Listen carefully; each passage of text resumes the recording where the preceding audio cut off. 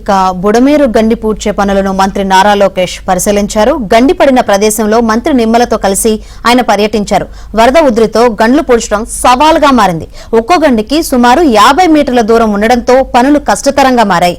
ఈ నేపథ్యంలో గండి పూడ్చే పనులను లోకేష్ స్వయంగా పరిశీలించారు.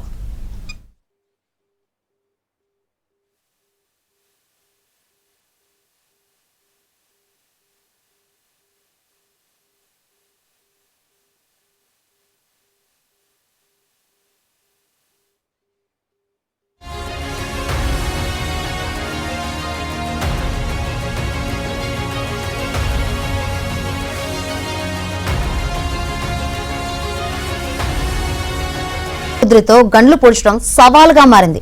ఒక్కో గండికి సుమారు 50 మీటర్ల దూరం ఉండడంతో పనులు కష్టతరంగా మారాయి. ఈ నేపథ్యంలో గండి పూడ్చే పనులను లోకేష్ స్వయంగా పరిశీలించారు.